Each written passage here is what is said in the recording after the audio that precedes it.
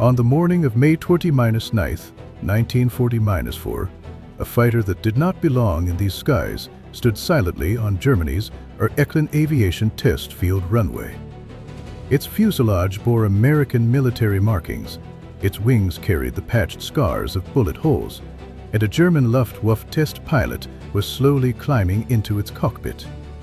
30-5 minutes later, he would deliver a conclusion that would terrify the Nazi high command. For this American-made war machine simply could not be shot down. Lieutenant Klaffenbach fastened his safety harness and scanned the instrument panel before him, every label written in English. The throttle quadrant sat on his left side, the opposite of German convention, and the control stick felt far heavier than he had expected. Through the thick armored glass windscreen, the broad nose of the Pratt & Whitney R-2800 double Wasp engine stretched forward like the snout of some industrial beast. This aircraft bore serial number 40-2 75971, a Republic P-47 Thunderbolt, and 20- for hours earlier, it had belonged to the United States 8th Air Force. Now it's intact on German soil, waiting to reveal its secrets to the enemy, and Klaffenbach was not here by accident. He was a member of Zirkus Rosarius, the Luftwaffe's elite captured aircraft evaluation unit stationed at Eklund, Germany's premier aviation test facility. For 3 years, he had flown Spitfires, Hurricanes, P-38 Lightnings, and even a captured B-17 Flying Fortress, discovering how Allied aircraft fought and finding their weaknesses. His mission was simple and brutal: figure out how Allied aircraft fought, find their weaknesses, and teach German pilots how to survive against them. But the Thunderbolt was different, for German pilots had given it a nickname, the Jug, short for Juggernaut, because this thing simply would not go down. Luftwaffe combat reports from the Western Front described the same phenomenon over and over again. A Messerschmitt or Focke-Wulf would get a perfect firing position. They would clearly see their rounds striking the American fighter, watch it smoke and shudder, and then watch it fly away as if nothing had happened. Pilots reported emptying entire ammunition loads into Thunderbolts without achieving a kill, and anti-mine aircraft batteries reported direct hits that would tear a German fighter to pieces. This reputation had evolved into a form of psychological warfare, for every German fighter pilot knew that engaging a Thunderbolt meant committing to a long, dangerous dogfight with no guarantee of success. Even if you damaged it, even if you set it on fire, the American pilot might still fly it home, and Berlin needed answers. Reichsmarshal Göring personally ordered this evaluation, demanding to know why American Thunderbolts were becoming harder to destroy and how to counter them. Klaffenbach's mission was clear: push this captured aircraft as hard as German pilots stress it, abuse it, push it to the edge of structural failure, then document everything. He had 30-5 minutes of fuel, 30-5 minutes to discover what made the Thunderbolt unbreakable, and the story of this aircraft began 3 days earlier in occupied France. On May 20-6, 1940-4, a pilot from the American 70-8th Fighter Group was escorting B-17 bombers back from a raid on German rail yards near Ludwigshafen. German archives did not record his name, only his squadron markings and aircraft serial number, for during the return flight his Thunderbolt suffered catastrophic engine damage. Likely from a single lucky hit by German anti-mine aircraft fire, the massive radial engine began throwing oil and losing power rapidly, and the pilot knew he could not make it back to England. He had 2 options: bail out over enemy territory and become a prisoner of war, or attempt a crash landing unhoped to destroy the aircraft before capture, and he chose the landing. Somewhere in occupied France, the pilot brought the crippled Thunderbolt down in an open field, the landing rough but controlled as the landing gear absorbed the impact. The pilot attempted to set fire to the cockpit using his emergency flare pistol, but the fabric and metal refused to ignite properly, and within minutes German forces arrived at the scene. The pilot was captured, and the Thunderbolt, aside from the damaged engine and some bent propeller blades, was virtually intact, an intelligence windfall for the Germans. The P-47 model was the latest operational variant, featuring the bubble canopy that gave pilots 360 degrees of visibility, upgraded engine systems, and the full complement of armor and self-sealing fuel tanks. This was not an early production model or a stripped down variant, but a front-lying combat fighter in perfect representative condition, and the local Wehrmacht command immediately contacted Eklund. Moving a 7-ton fighter aircraft across occupied France and into Germany was no simple task, for the Thunderbolt could not fly and the engine was destroyed. Disassembly for rail transport would take too long on risk damaging critical components, so the solution was typically German in its efficiency and audacity. They hoisted the Thunderbolt onto the flatbed, secured it with chains and wooden bracing, and began the journey east, arriving at Eklund on May 20-8th, covered in dust but structurally intact. Luftwaffe engineers immediately began work, removing the damaged engine and installing a replacement Pratt & Whitney R-2800 double Wasp taken from another captured American aircraft. By the evening of May 20-8th, the Thunderbolt was airworthy, ground crews ran engine tests and everything checked out.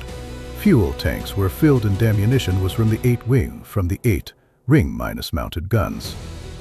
Klaffenbach received his mission briefing that night, studying intelligence reports, pilot testimonies, and technical specifications as the numbers proved staggering. The P-47D weighed 7 tons empty, nearly 10 tons fully loaded, making it one of the heaviest single-seat fighters in the world, more than 50% heavier than a fully loaded German Bf-109.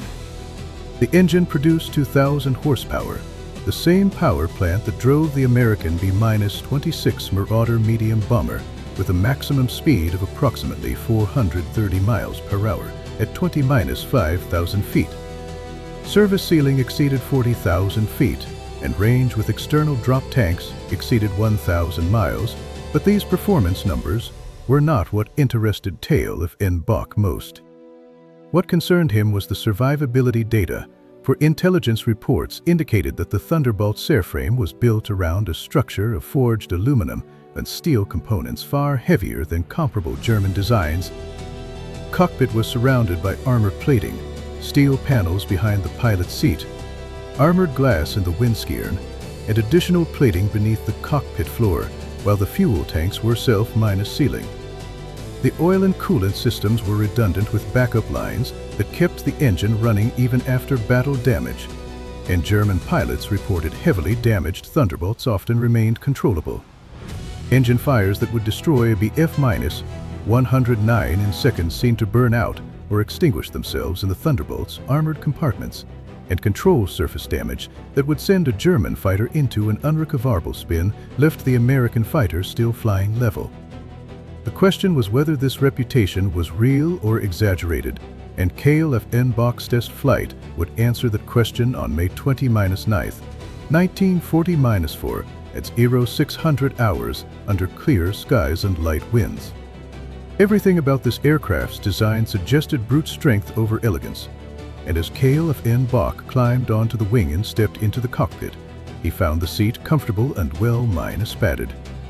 The instruments were clearly labeled and logically arranged, and he noticed immediately that the cockpit was spacious compared to German fighters, with room to move and room to breathe. He realized that American pilots were expected to fly long missions in this aircraft, so comfort mattered, and the ground crew chief walked him through the startup procedure, which was far more complex than a German fighter. Klaffenbach followed the checklist, opening the fuel valves, setting the mixture to rich, and priming the engine before engaging the electric starter as the massive 18-cylinder radial engine turned over slowly, coughed once, then roared to life. The sound was thunderous.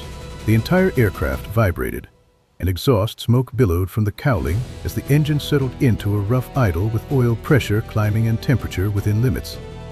He released the brakes and taxied toward the runway, the Thunderbolt's nose blocking all forward visibility as he had to weave side to side in S-minus turns to see ahead. Even on the ground, the controls felt heavy.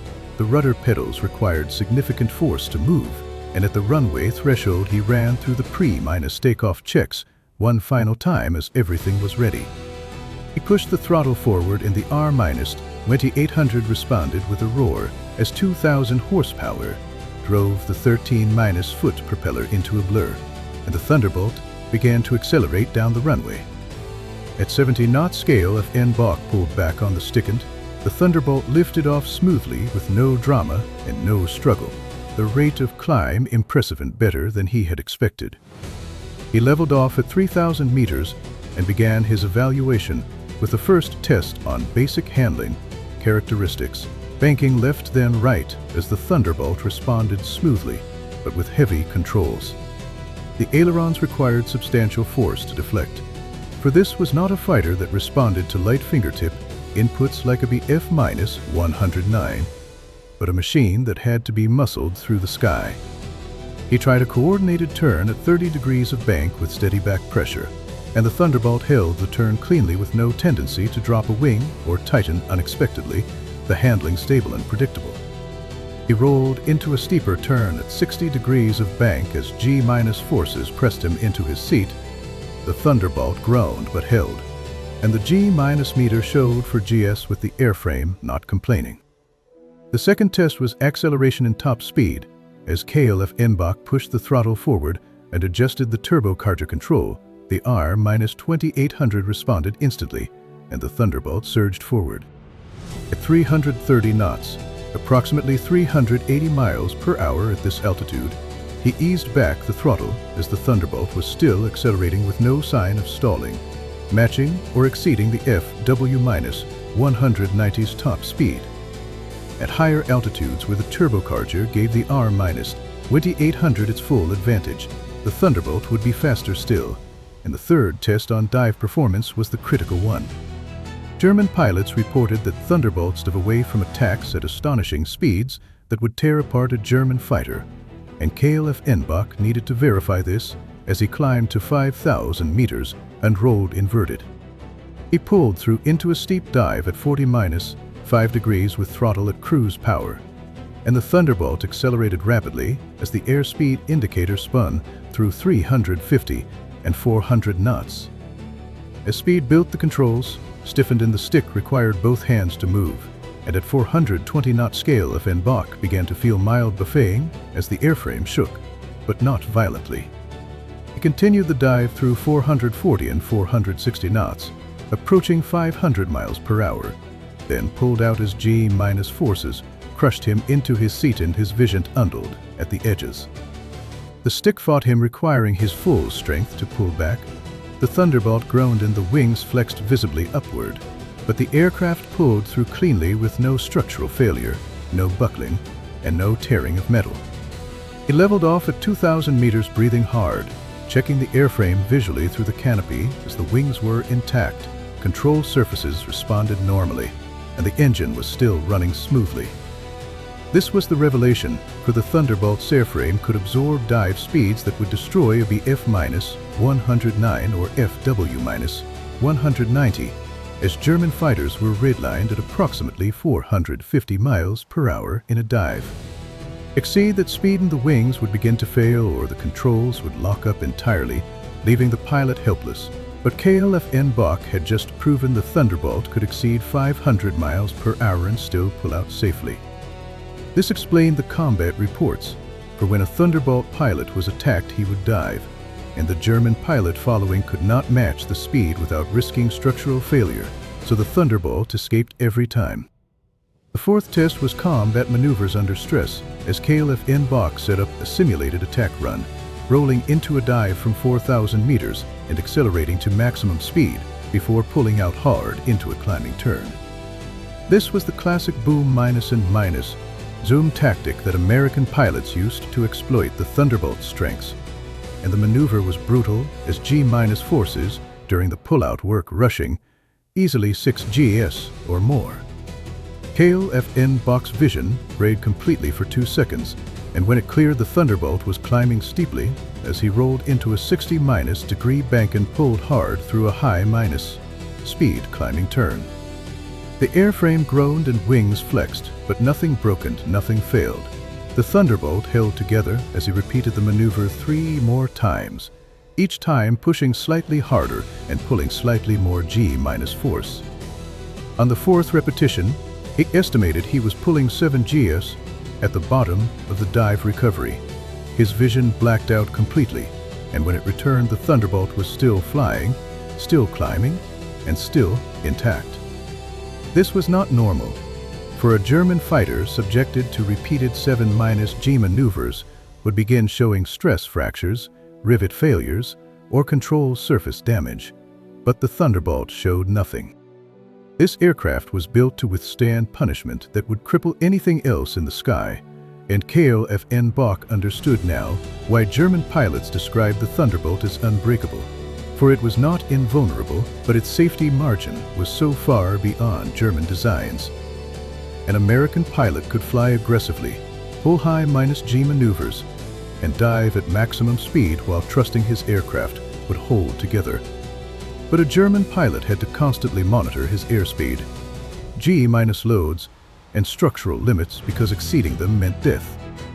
Psychological advantage was enormous, and the 5th test was battle damage simulation as Klaffenbach could not actually shoot at the Thunderbolt, but could test the aircraft systems under stress to understand how it might behave when damaged.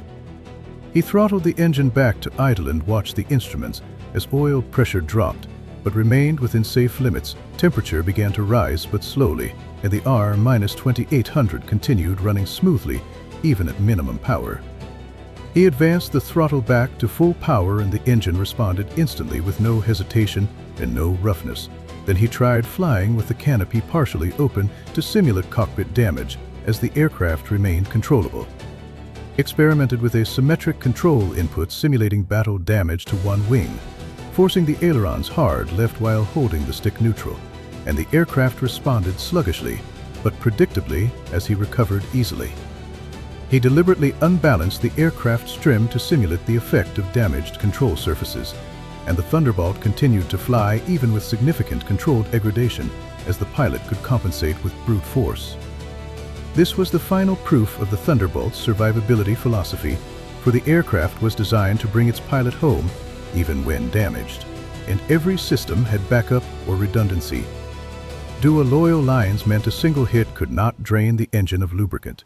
Backup control cables meant everett linkages could still move the control surfaces, and self-sealing fuel tanks meant bullet holes sealed themselves automatically. The armor plating around the cockpit protected the pilot from behind and below, the most common angles of fighter attack, and the armored windscreen could stop a 50-caliber bullet at 200 meters. This was not a fighter designed to avoid being hit, but a fighter designed to survive being hit, and the difference was fundamental as German fighters were designed to be fast and agile to avoid damage in the first place. The Thunderbolt accepted that its pilot would be hit and built accordingly, and after 2 hours of intensive testing, Klaffenbach had completed his evaluation as he set course for our Eklund. As he flew back, he reviewed his findings, for the Thunderbolt's handling was heavy but predictable. Top speed matched or exceeded the FW-190.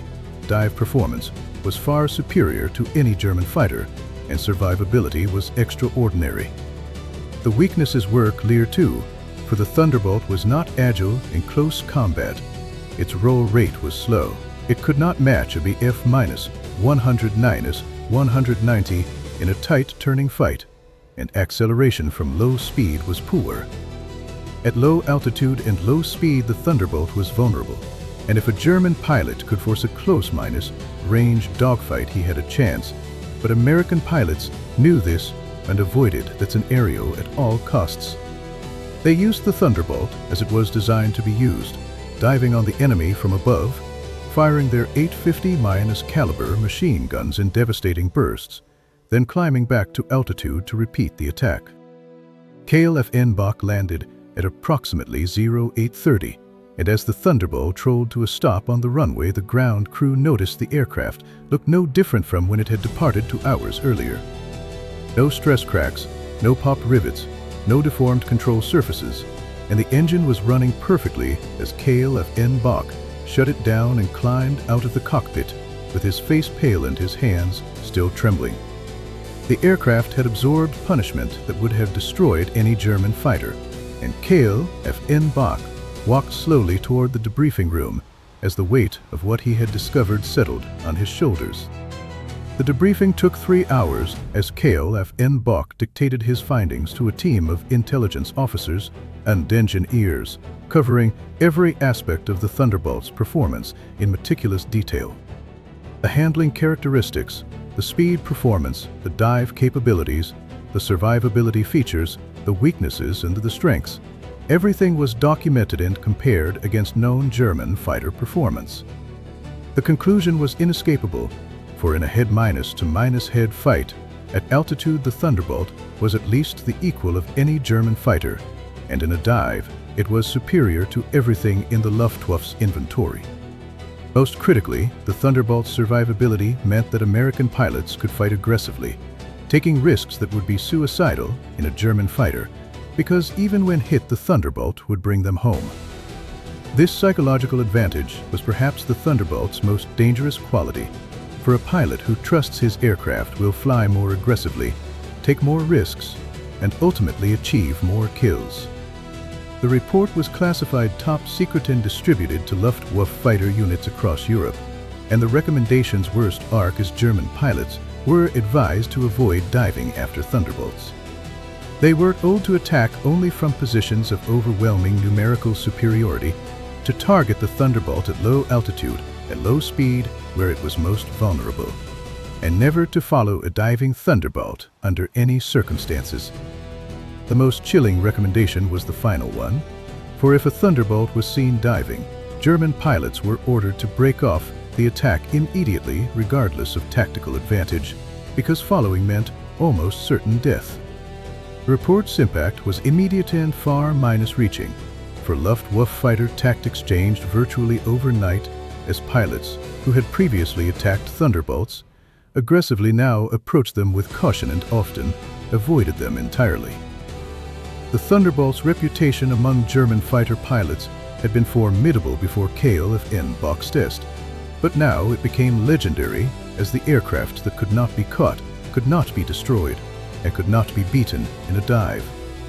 But Klaffenbach's report also revealed something the Americans did not fully appreciate, for the Thunderbolt had weaknesses that could be exploited, and the key was altitude and speed. At low altitude, the Thunderbolt's turbocharger lost its advantage. The heavy airframe became a liability in the thicker air, and the superior speed that protected it at high altitude evaporated. In a slow-speed dogfight, the Thunderbolt's heavy controls and large turning radius made it vulnerable to the more agile German fighters, and if caught at low speed and low altitude, the American pilot was in serious trouble.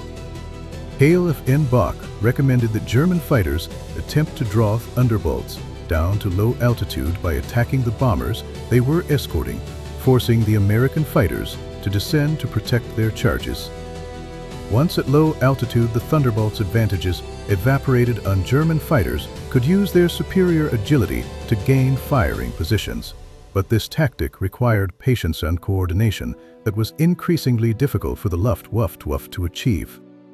By late May 1940, for the Luftwaffe was losing experienced pilots faster than it could replace them, and the complex tactics needed to counter the Thunderbolt required precisely the kind of experienced pilots the Luftwaffe no longer had. New pilots with fewer than 100 hours of flight time were being sent into combat against American pilots with hundreds of hours in the Thunderbolt, and these inexperienced pilots could not execute the complex tactics needed to counter the American fighter. The Thunderbolt's impact on the air war extended far beyond its individual combat performance, for its presence as escort allowed American bombers to strike deep into Germany with increasing effectiveness. German industry was being systematically destroyed, German cities were being reduced to rubble, and the Luftwaffe was powerless to stop it because it could not defeat the Thunderbolts protecting the bombers. The Thunderbolt was not the fastest fighter, not the most agile, and not the most advanced, but it was the toughest, and in the grinding war of attrition over Europe, toughness mattered more than anything else. An agile fighter that was destroyed in its first engagement contributed nothing to the war effort, while a tough fighter that survived to fight again and again accumulated kills, protected bombers, and ultimately won the air war. Klaffenbach's 30-5- test flight had confirmed what German fighter pilots already suspected, that the Thunderbolt was an extraordinarily difficult opponent, and his report gave the Luftwaffe its first comprehensive understanding of the American fighters' true capabilities. But understanding the enemy's capabilities and countering them were two very different things, as the Luftwaffe knew the Thunderbolt's strengths but could do little to negate them with the resources available. The P-47 Thunderbolt went on to become one of the most successful fighters of the Second World War, credited with destroying more than 7,000 enemy aircraft in air-to-air combat and countless more on the ground. It served in every theater of the war, from the skies over Europe to the jungles of the Pacific, and more than 15,000 Thunderbolts were built, making it one of the most produced American fighters of the war. The aircraft that Klaffenbach tested at Eklund in May 1940 was eventually destroyed in an Allied bombing raid later that year, but the knowledge gained from that single test flight influenced Luftwaffe tactics for the remainder of the war. German fighter pilots were never able to develop effective countermeasures against the Thunderbolt, not because they lacked the skill or the courage, but because the aircraft's design philosophy of survivability over agility proved fundamentally sound. In the end, the Thunderbolt's legacy was not measured in speed records or agility competitions, but in the pilots who returned home safely and the missions that were completed because the aircraft refused to die. The story of the captured P-47D at Eklund is a reminder that in warfare, understanding your enemy's capabilities is essential, but actually countering those capabilities requires resources, tactics, and above all, time that the Luftwaffe no longer had. The Thunderbolt was not invincible, no aircraft ever is, but it was built to give its pilot the best possible chance of survival in the most dangerous environment on Earth, the skies over wartime Europe.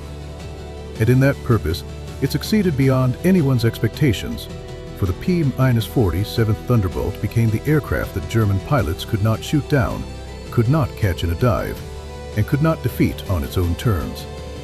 The captured Thunderbolt at Eklund gave the Luftwaffe 30-5 minutes of truth, and those 30-5 minutes confirmed what every German fighter pilot already knew in his heart, that the P-47 Thunderbolt was, quite simply, unbreakable. The story does not end with Klaffenbach's test flight, for the Thunderbolt continued to evolve throughout the war, with later models featuring improved engines, increased fuel capacity, and even more devastating firepower. The P-47N model, introduced in 1940-4, featured a new Pratt & Whitney R-2873 engine, producing 20-800 horsepower and wings extended by 18 inches for better high-altitude performance and increased range. But the fundamental design philosophy remained unchanged, for every variant of the Thunderbolt retained the armor, the redundant systems, and the robust construction that made the aircraft unbreakable. American industry produced 15,680-3 Thunderbolts during the war, more than any other American fighter, and the aircraft served with distinction in every theater of the global conflict. The men who flew the Thunderbolt called it the Jug, a nickname that reflected both its portly appearance and its ability to absorb punishment, like a jug absorbing blows, and they loved it with a fierce and protective devotion. The Thunderbolt may not have been the most beautiful fighter of the war, but it was the most reliable, the most survivable, and perhaps the most loved by the men who flew it into combat day after day. In the end, the P-47 Thunderbolt's greatest achievement was not the enemies it destroyed or the records it set, but the thousands of American pilots who returned home safely because their aircraft was built to survive. The captured Thunderbolt at Eklund gave Germany 30-5 minutes of truth about American engineering, and those 30-5 minutes revealed a philosophy of design that prioritized human life over performance statistics. This philosophy would continue to influence American aircraft design for decades after the war, From the heavily armored A-10 Thunderbolt II to the survivability features built into every modern American combat aircraft. The A-10, affectionately known as the Warthog, carries the Thunderbolt's name and its philosophy, built around a massive 30-mm cannon protected by titanium armor that can withstand 20-3-3-mm gunfire, a direct descendant of the P-47's approach to survivability. The R. Eklund test flight of May 29, 1940-4 remains one of the most significant intelligence operations of the air war, for it gave the Luftwaffe its only comprehensive evaluation of the Thunderbolt's capabilities. But knowledge without the means to act on it is merely information, and the Luftwaffe's inability to counter the Thunderbolt's strength demonstrates that understanding an enemy's capabilities is only the first step in developing an effective response.